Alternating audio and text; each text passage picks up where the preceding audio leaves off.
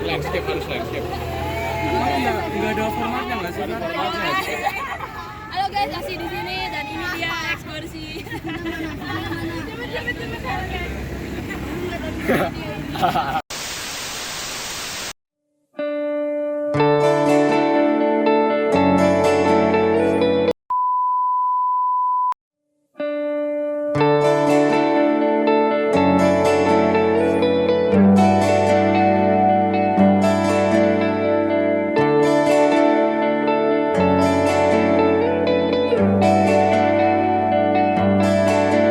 Bagai langit dan bumi yang tak pernah sealam. Halo semuanya, jadi di sini kami sedang melakukan ekskursi mata kuliah vulkanologi, yaitu adalah mata kuliah yang mempelajari tentang gunung api. Nah, lokasi kita ini sekarang mau kemana? Kita sedang menuju ke Tangkuban Parahu yang secara administratif terletak di Kecamatan Sagala-Herang, Kabupaten Subang, dan Kecamatan Lembang, Kabupaten Bandung Barat. Ngapain nak? Oke. Gunung Tangkuban Parahu ini memiliki ketinggian 2084 meter di atas permukaan laut dan ketinggian relatif 707 meter. Dan jenis gunungnya adalah gunung stratovolcano. Nah, sekarang kita telah berada di pos pengamatan Gunung Tangkuban Parahu yang memiliki fungsi untuk mengamati aktivitas vulkanik yang terjadi di gunung ini yang merupakan bagian dari program untuk memitigasi erupsi gunung api. Nah, pos ini merupakan salah satu dari 75 pos pengamatan yang memantau 68 gunung api aktif yang ada di Indonesia. Nah, di pos pengamatan ini juga kita bisa melihat dan membaca poster-poster yang informatif dan edukatif, baik terkait sejarah letusan Gunung Tangkuban Parahu, jenis gempa yang terekam di gunung ini, kronologi dari aktivitas vulkanik yang pernah terjadi, hasil monitoring dan interpretasi data, deformasi, hasil rekaman seismograf, dan masih banyak lagi. Gunung Tangkuban Parahu ini juga terkenal dengan banyak kawah aktifnya, seperti Kawah Ratu yang paling terkenal, Kawah Upas, Kawah Baru, Kawah Lanang, Kawah Ekoma, Kawah Juri, Kawah Siluman, Kawah Domas, Kawah Jarian, dan Pangguyangan Badak. Nah, di sini juga Bapak Rahmat Sule juga memberikan kami informasi sangat penting ya. Mulai dari mengenai jenis letusan itu dapat mengalami perubahan, di mana dahulunya itu Tangkuban Parahu itu jenis letusan atau erupsinya itu adalah berupa magmatik dan tepatnya sekitar lebih dari 200 tahun yang lalu. Sekarang itu menjadi freatik atau letusan yang tidak mengeluarkan magma. Jadi yang dikeluarkan itu adalah material tua, baik debu, hujan, abu, batu, uap, dan lain sebagainya. Nah, letusan freatik ini digerakkan oleh uap air yang terjadi ketika air di bawah tanah atau permukaan itu dipanaskan oleh magma, lahar, batuan panas, atau endapan vulkanik baru. Misalnya itu endapan aliran tefra atau piroklastik. Singkatnya, erupsi ini itu disebabkan oleh kontak air dengan magma yang pada akhirnya tidak mengeluarkan magma segar tetapi uap air. Erupsi di Tangkuban Parahu ini biasanya itu keluar dari Kawah Ratu ataupun Kawah Domas, yang terakhir kali terjadi pada tahun 2015 dan 7 September 2019. Nah, singkatnya tugas utama dari stasiun pengamatan ini yaitu adalah mengamati magma yang perlahan naik ke atas yang terdeteksi oleh sensor seismometer pada seismograf, dan ketika telah dekat dengan permukaan, setelah itu maka diputuskannya apakah perlu dilakukan evakuasi atau tidak. Nah, tetapi yang memberikan keputusan tersebut tetap Pemda, pemimpin tertingginya wali kota atau bupati, tetapi berdasarkan rekomendasi dari Pusat Vulkanologi dan Mitigasi Bencana Geologi atau PVMBG. Nah, catatan penting juga bahwasanya Gunung Tangkuban Parahu fokusnya ini karena memiliki banyak wisatawan, bukan karena letusannya yang besar dengan frekuensi yang sering. Nah, sekarang kita telah memasuki sesi material oleh salah satu pengamat yang ada di stasiun ini, orang hebat, yaitu adalah Bapak Henry yang merupakan pengamat atau teknik lapangan. Nah, beliau menjelaskan bahwasanya di sini terdapat 5 personel yang menjadi pengamat dan 2 staf ahli, menjelaskan banyak hal-hal penting seperti pemantauan di stasiun Tangkuban Parahu ini itu dapat diamati secara visual melalui CCTV, lalu bisa juga melalui seismik, deformasi yang berupa GPS dan tile, TDM, dan kimia, yaitu adalah mengukur secara langsung ke Kawah Domas. Nah, tadi ada kertas yang merupakan hasil pengukuran analog ya dari seismograf yang terekam oleh seismometer itu diganti setiap 12 jam sehari. Nah, Gunung Tangkuban Parahu ini merupakan gunung normal dengan tipe freatik di mana tanda-tanda prekursornya itu tidak jelas tetapi bisa dilihat dari tren walaupun membutuhkan waktu yang lama.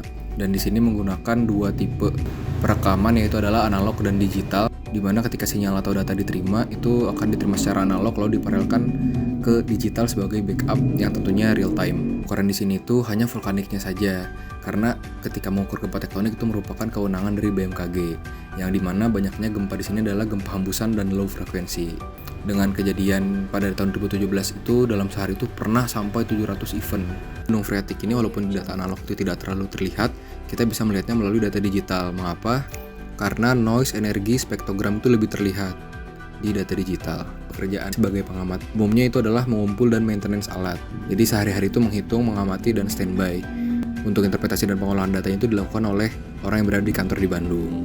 Nah, selanjutnya kita masuk ke materi oleh Ibu Hetty yang merupakan staf ahli, mulai dari membahas mengenai sejarahnya, Tangkuban Parahu, Kawah aktif, di mana Kawah Ratu itu yang paling aktif dan aktivitas itu berakhir tahun 2019 lalu dan belum ada erupsi hingga saat ini. Lalu diberitahukan juga bahwasanya di tahun 2022 ini muncul aktivitas baru di Kawah Ekoma, yaitu kawah yang berada di dalam Kawah Ratu itu sendiri, yang letusannya itu padahal terakhir itu sudah lama, tahun 1952. Nah, dijelaskan kembali juga bahwasanya gempa vulkanik ini yang mengontrolnya itu atau memantaunya itu kan adalah PVMBG ya, dimana berbeda dengan gempa tektonik. Kalau misalkan gempa vulkanik itu yang dipantau itu hanya gelombang P, S, dan durasi ya, tidak lebih dari itu karena gempa vulkanik ini lebih dangkal. Tapi karena lebih dangkal itu sinyal yang terekamnya itu lebih bervariasi. Nah, tadi itu merupakan foto saya dengan Kak Hafi setelah pemberian materi yang disampaikan oleh Pak Kris dan Kak Hafi yang secara umum membahas mengenai magma. Setelah ini kami menuju ke Kawah Ratu dan Kawah Domas, akan tetapi karena cuaca yang buruk, sayangnya kami tidak jadi untuk pergi ke Kawah Domas. Oke, kita udah sampai di Tangkuban Perahu, khususnya di Kawah Ratu sama teman-teman TG21. Udah kayak suara ombak gitu. Ada Mas Nizar di belakang. Terus lengkap. Mbah.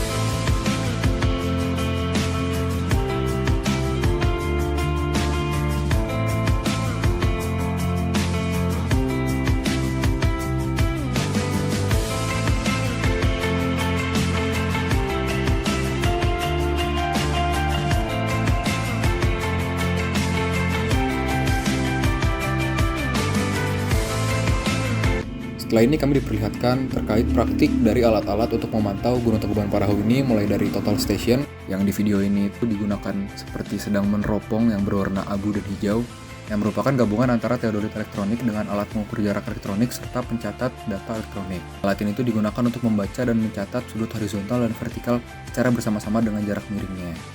Yang selanjutnya adalah IDM atau Electronic Distance Measurement, yang dimana digunakan untuk mengukur jarak dari total station ke reflektor yang dipasang beberapa titik yang nantinya akan dibalikan.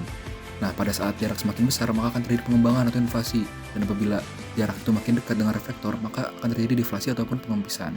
Nah, titik tembak itu dipasang untuk mengukur aktivitas dangkal, untuk jarak dekatnya, dan jarak jauhnya untuk mengukur suplai magnetik yang dalam. Lalu dipasang juga banyak CCTV untuk memantau ya, dan CCTV khusus infrared untuk melihat perubahan suhu. Ada juga alat hasil kerjasama dengan USGS Amerika, yaitu adalah multi-gas untuk mengukur gas-gas vulkanik, yang dimana apabila di ambang batas itu adalah beracun, dan untuk mengukur peningkatan suatu gas tertentu apabila ada magma yang naik ke atas. Lalu dipasang juga dragger, itu alat seperti kamera untuk mengukur gas juga, dimana itu untuk mengukur nilai SO2 tinggi atau rendah. Interpretasi sederhananya adalah ketika kita mengukur jarak, apabila gunung itu inflasi, maka tentunya ada tekanan yang terkumpul di dalamnya. Hal ini terjadi karena adanya tekanan magma yang menuju permukaan bumi yang menekan permukaan tanah di atasnya. Akibatnya permukaan bumi akan naik akibat dorongan dari dalam perut bumi tersebut. Dan apabila inflasi atau penggabungan itu terjadi secara signifikan, maka itu merupakan indikasi akan terjadinya letusan. Inflasi dan deflasi juga bisa kita pantau melalui GPS yang terpasang. Catatan sederhana dan pentingnya adalah ketika IDM itu meningkat serta aktivitas seismik pun ikut meningkat, itu merupakan suatu peringatan akan terjadinya letusan gunung api. Dengan itu kita memantau pergerakan magma yang berasal dari mana, dimulai dari partial melting dan akibat subduksi ataupun hotspot, yang dimana rata-rata di Indonesia itu akibat subduksi tentunya.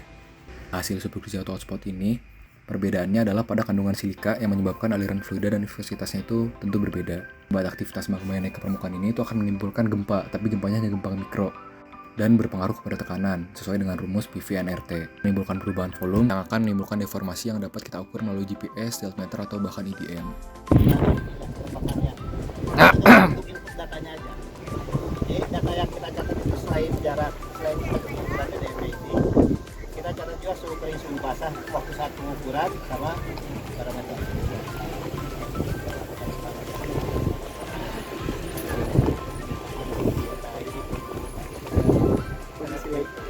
Tentunya kita pun harus mengetahui jenis gempa apa saja yang terekam di Gunung Api Tangkuban Perahu. mulai dari vulkanik A yang merupakan gempa vulkanik dalam yang bersumber di bawah gunung api pada kedalaman 1 hingga 22 km, dan vulkanik B yang merupakan tipe dangkal yang diperkirakan kurang dari 1 km dari kawah gunung api yang aktif. Selanjutnya adalah gempa hembusan atau blowing earthquake yang terjadi akibat pelepasan tekanan gas dari dalam gunung berapi, seperti fumarole atau celah di permukaan gunung berapi. Selanjutnya ada frekuensi yang disebabkan oleh resonansi di kantong magma akibat pergerakan gas atau cairan. Lalu gempa tremor yang terjadi akibat aliran gas, magma atau cairan dalam tubuh gunung berapi bersifat terus-menerus atau episodik. Lalu ada gempa tornillo yang merupakan jenis gempa vulkanik yang memiliki bentuk sinyal seismik unik berupa spiral pada rekaman seismograf.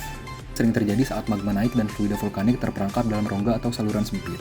Selanjutnya adalah tektonik lokal yang biasanya radiusnya itu kurang dari 100 km dari lokasi pengamatan, dan terakhir merupakan gempa tektonik jauh. Sekian dari saya dalam vlog vulkanologi kali ini. Terima kasih, dadah.